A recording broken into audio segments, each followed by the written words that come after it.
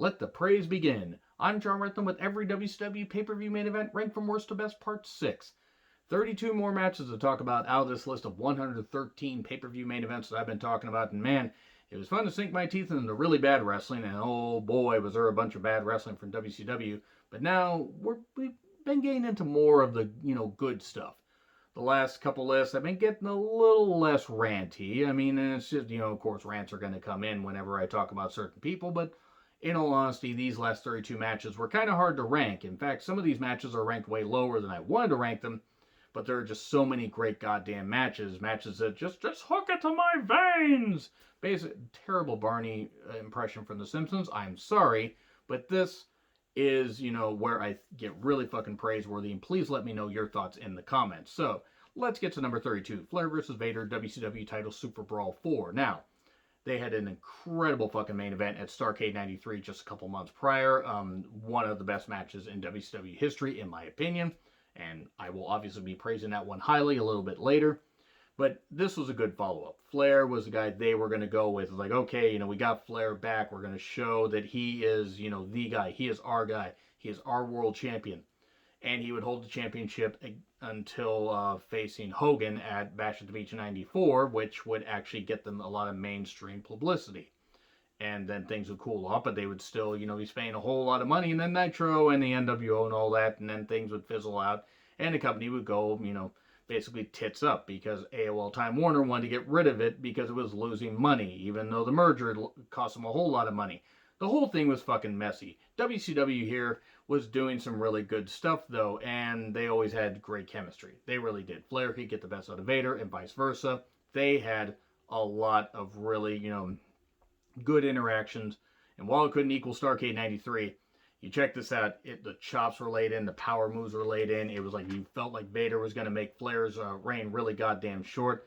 They did a lot of really good psychology here. It was really good stuff. A very, very good main event. And then we get to number 31. Flair vs. Luger, NWA title, Wrestle War 90. And Sting got injured just before this. Because it was supposed to be Sting's coronation. Then they switched Luger. Because Luger was a heel and he was having great matches as U.S. champion. I'm not fond of giving credit to Luger. But he was having great matches as U.S. champion. And they had to switch him. Flair didn't want to, apparently. But, they had a great goddamn match because, of course, they did. Because Flair could get the most out of Luger. And Luger, at this point, was really goddamn good. Luger was doing probably his best career work. From, I would say, that series of matches with Flair in 88, from about Great American Bash 88 to Starrcade 88, and then him as U.S. champion and all that, like in 89 and 90, he was doing really good stuff. And even in the 91, Luger was doing fucking incredible work. Do you know how hard that is for me to say? But you gotta be honest. He was really getting it. He was sinking his teeth into being a heel, and then they had to turn him face. And he still had the crowd on his side. They wanted to see Sting win it. You could argue that maybe Luger should have won the championship here, been a double champion, but would that have actually worked? Probably not. But they still had a great goddamn match. Sting factored into the finish because Sting was getting bantered by the Horsemen, and like Luger's like doing this, like, no, you can't, don't hurt my buddy. And it just factored into, kind of being a dodgy finish and stuff like that, but protecting Luger, protecting Flair, and not dropping the title.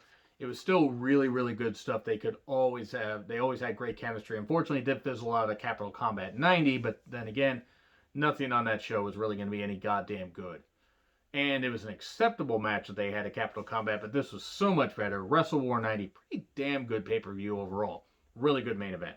Number 30, Kevin Green, Ric Flair, and Roddy Piper versus Hall, Nash, and 6, a Slamboree 97. The late Kevin Green, rest in peace, terrific football player. Really a natural in wrestling. The few appearances that he made, he took it seriously.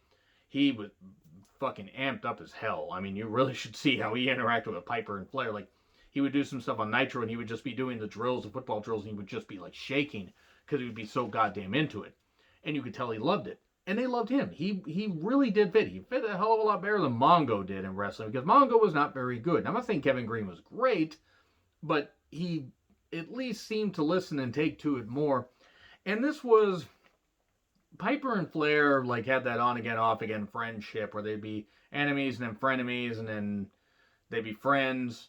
And the enemy of my enemy is my frenemy is my friend. I don't know what the fuck I'm on about anymore. They would be feuding and then they would do a whole lot of weird shit. Kevin Green was involved in this though, and I'd say one of the best multi-man tags that WCW did, like, for a period of time, because it just had like a really good pace to it, and the fact that Green, Piper, and Flair got the W was a little bit shocking. I mean, I did not expect that. They actually managed to get the win over them, because the NWO, you weren't thinking they were going to really do all that much. I mean, sure, they did a whole bunch of shenanigans and a whole bunch of crazy shit, but still, at least as far as Kevin Green, he held up his end.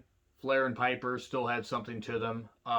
Piper definitely had more when he wasn't facing Hogan, because Piper always seemed more amped up when he teamed with Flair or faced Flair. They just seemed to get more out of each other. This was a really good six-man tag, though. Very, very well done, and was when WCW was dominating the ratings, and they were doing pretty damn good on pay-per-view, too. So then we get to number 29, Benoit versus Bret, WCW title finals, Mayhem 99. Okay, while I loathe Vince Russo with the fury of 1,000 suns, and I hate Ed Ferrara, that goddamn piece of shit that made fun of Oklahoma, or, made fun of JR by being Oklahoma, that is. I gotta say, as far as this match, yeah, it was shenanigans filled. You had Hall Nash, you had Goldberg, you had this stuff. Still, it wasn't as good as the Owen Hart tribute match that they would have, I believe, a month prior it was in the same arena, obviously, on a Nitro. It was it the 24th of October of 1999, or was it earlier in the month? I know it was in October, but that was a really good match. Now, they still had a good, technical classic when the interference wasn't, so obvious, wasn't like just they weren't interfering with the goddamn technical classic they were having. They were actually able to put on some good performances here, because Bret still had something to him, and Benoit was on the rise, and Bret would win the championship. They would do some good stuff. It's just a shame they had to throw the interference in, because there would have been no reason to do that, and you could have just had it be straight up, but it is what it is. That was Vince Russo. He wanted to throw interference in everything. Car Crash TV, Swerve Bro. And they still had a really good match, and Bret won. 2 years too late, though. At least a year too late. He should have been champion very soon after he got into the company, but he wasn't, because WCW apparently hated Bret Hart. $2.65 million a year for 3 years, and they butchered his fucking career. They fucking wasted the last couple of years of his career, and I will never forgive that company for it. Never understand it. Now we get to number 28, though. Benoit versus Bret, though. Great. Number 28, Sting versus Vader, International Championship, Slamboree 94. It's Sting and Vader. They always had great matches. Always had great matches. They would always work well together. Sting could get the most out of Vader. Vader could get the most out of Sting. Starrcade 92 is still probably my favorite match that they had. Though the Great American Bash 92, you had the White Castle Fear Strap match I'll talk about later. They had so much good stuff, that they could do in the ring, because they could get so much out of each other. You wouldn't actually think that Vader and Sting would maybe have the best chemistry, but then you just watch one of their matches and you're like, holy fucking shit. These two are goddamn naturals. And it worked. It worked multiple times. I mean, they didn't feud every single goddamn week because they only had syndicated TV, but they could make any match work. And even with this, even with the International Championship, that bullshit, and the WCW Championship and the International, Google it, figure it out. It was, a whole fucking fluky bullshit thing. They would fuse the championships. Humans had to beat them together and do that. Thank God. But this was still, despite that goofiness, it was still a really damn good match. It was one of their lesser matches, but still one of my favorites, because I always love watching Sting and Vader wrestle. They could sometimes make it feel like a fight, and it worked. So then we get to number 27, DDP versus Savage. Falls Count Anywhere, Great American Bash 97. The feud of the year in 97, in my opinion, and the opinion of a lot of people, because I think it was voted feud of the year. DDP and Savage always working well together, and after DDP had beaten Savage at Spring Stampede 97, which I will get to in a bit, this was a great follow-up. Savage would end up winning the feud 2-1, by the way. How he would win Halloween Havoc at Halloween Havoc 97, by the way. Pretty terrific pay-per-view, except for Piper versus Hogan. in that cage match with ass eating, because that's what we needed to see from two 40-plus-year-old guys. And again, moving on, this was a great goddamn match. They always had meticulous planning, so the joke is, oh, they'll never make it to the goddamn ring. They had the feud of the goddamn year, and they worked well together, and DDP got elevated a ton by Savage. Savage, even by beating DDP, Savage, I'm not saying he came out the loser in that feud, but DDP came out the winner and was just on a rocket from there. Even with some of the weird booking that he would have in '98, he would always be featured properly, and Savage helped him a lot. And you could tell that Savage was happy to do it. He helped make DDP, even though DDP was already rising up. He helped make DDP, and it worked really fucking well. We then get to number 26, Savage vs. Flair, Great American Bash 95. It's not like Bash at the Beach 95 because that wasn't the main event, the lifeguard match. That's his dad. His cane's been stuck in the sand. He's been here all day. Good old Bobby Heenan. Savage wanted to get at Flair. They always had a natural rivalry going back to 92 when they had that match at Mania 8. And then right after SummerSlam 92 when Flair beat Savage. It was always, they always have really, really good matches, and this was no exception. Very personal, very real. It was a great main event. Despite Hogan being the champion, he wasn't even on the goddamn card. To be honest, it was better for it because they got to shine. It was like 18 minutes. It was beautiful. It was well wrestled, and yeah, they would do something kind of fluky, and Flair would attack Angelo Poffo, Randy's dad, and that would lead to the Bash at the Beach lifeguard match. But this was really goddamn good. These two had such great chemistry. Watch it. Yeah, even if you get the shenanigans, the flukiness and stuff, they still could put on a goddamn classic, and they did. Number 25, Benoit vs. Sid, vacant WCW Championship, sold out 2000. You might be surprised this one's ranked that high, but it was just a really good, mix of styles. David versus Goliath, technical versus size, and it was really good shit. It was really, really good shit. I'm not going to get too much into it, but boy, Benoit took a hell of a bump off the chokeslam. And it was just really, really good to watch these two just have this clash where they were able to tell a great story even after the WCW Championship had been vacated and whatever, and a whole lot.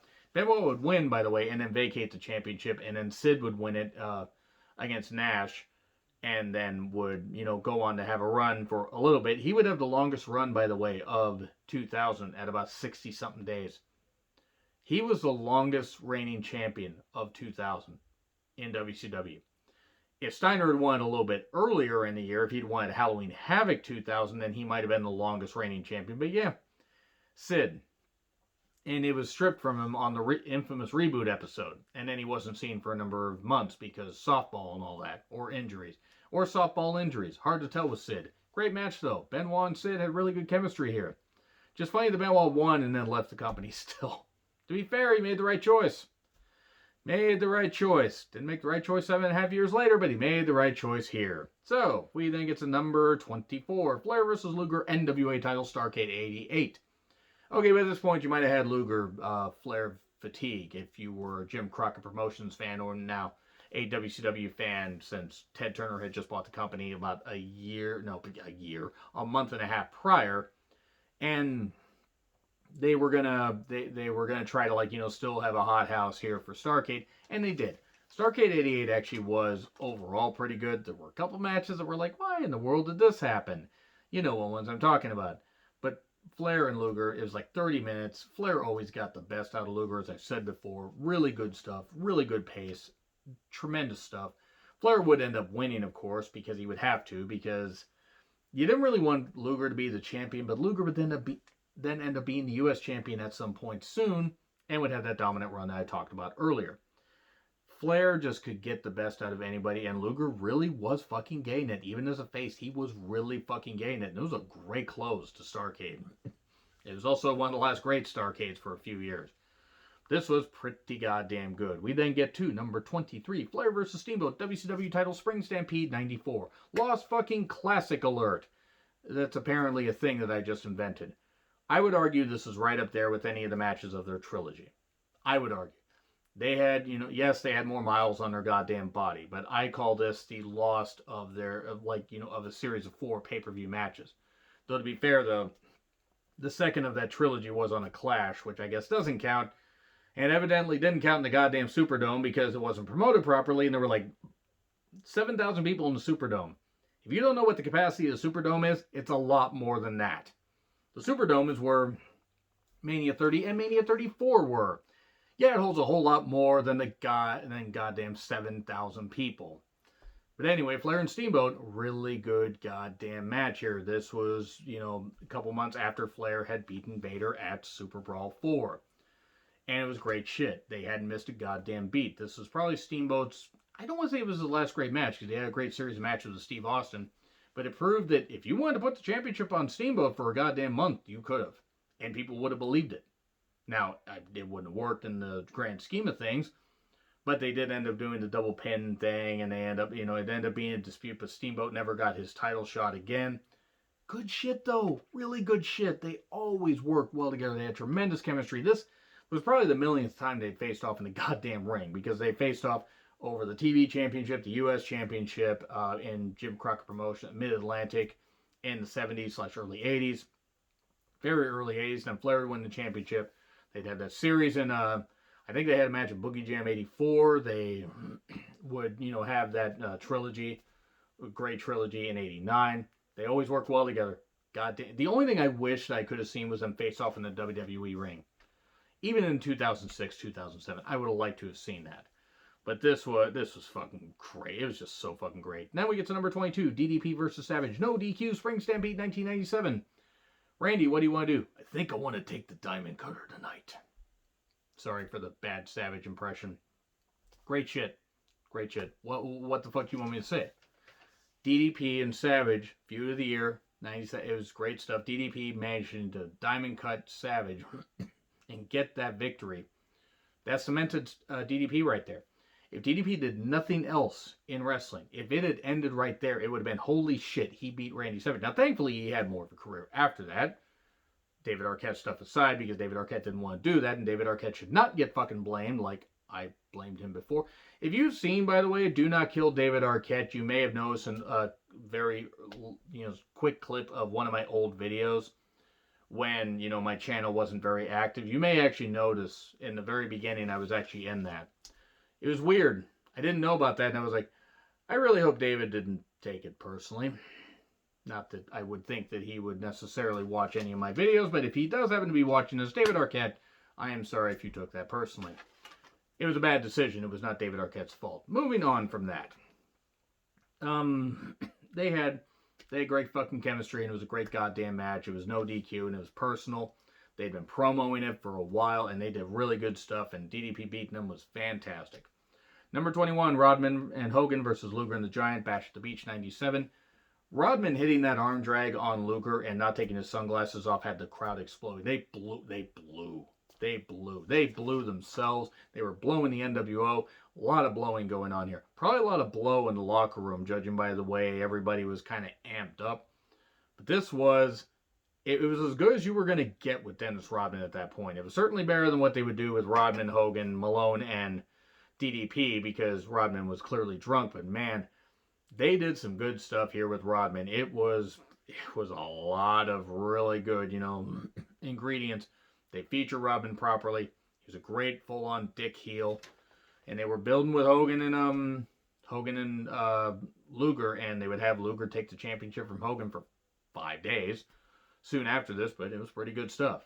They were really on board with Luger, and it was some really good shit. I really enjoyed this. I really fucking enjoyed this. I didn't think I would, but I really ended up liking... I like what they did with Rodman. I like how they did a lot of... how they featured him, how they promoted this shit, and how Rodman was like, hey, I'm just gonna do what I want to do, and I'm just gonna be the bad boy and all that, Rodzilla and that kind of stuff. But he fit in with wrestling perfectly. He maybe wasn't a natural at it as far as in-ring work like Kevin Green was, but as far as persona, he fucking fit. Dennis Rodman fucking fit. Now, he may have been a jackass, but he fucking fit really goddamn well for wrestling. And then we get to probably going to be the final one, so I may end up doing a part 8 here because I've got very praiseworthy here. DDP versus Goldberg, Halloween Havoc 1998. Goldberg's best pay-per-view match in his career. You can fight me on that if you want. That's my opinion. DDP deserves a world of credit for basically pretty much getting everything out of Goldberg that was possible to get. He sold for him like crazy. He managed to, I mean, he obviously out-wrestled Goldberg because Goldberg was never a wrestler, but he was a goddamn natural at it. He was a natural at being an intense persona. And let me tell you, Goldberg had, knocked himself out and done, something in the corner where he, hit the post and stuff like that. He didn't remember anything. But boy, he tried to pick him up for the jackhammer and couldn't. Tried to pick him up and couldn't. And then DDP, went over, hit that diamond cutter, the place blew. I get goosebumps just thinking about it. That freaking diamond cutter, you hear that, it's like just boom. I'm like, right there. I remember watching the pay-per-view. And boy, was I pissed off because that pay-per-view got cut off. And I had to watch the match the next night on Nitro. They had to show it for free. And then pay money back to the customers. Because they mistimed it and let Hogan and Warrior go about 20,000 years under the sea, which is where they both should fucking be right now. By the way, fuck Ultimate Warrior, I'm glad he's dead. Moving on from that. DDP hitting that diamond cutter, though, place blue. That would have been a perfect spot to end the streak. DDP ending the streak actually might have been a better choice. Yeah, you would have maybe had Goldberg get the title back at Starrcade, but guess what? That would have been an even bigger moment. He would have been able to come back, beat DDP, go on for a number of months. You could have avoided the finger poke of doom and thus sending most of your fans to WWE because they were pissed off, or even sending them to ECW, basically just pissing off your fan base and sending them to other companies because they were run by goddamn idiots. I mean, WCW was at that point. But DDP beating the streak might have been the right call. Now, it was a great goddamn match, though. Goldberg would eventually win. And it was great shit. Boy, you have to wonder what would have happened had DDP beaten the streak. But I'm going to leave that right here because, yeah, I went a little bit long on this. So, God, we might even get to a part 8. Let me know what you guys think in the comments. Like, share, subscribe, Twitter handle in the description. I'm John Retlin. I'll see you soon.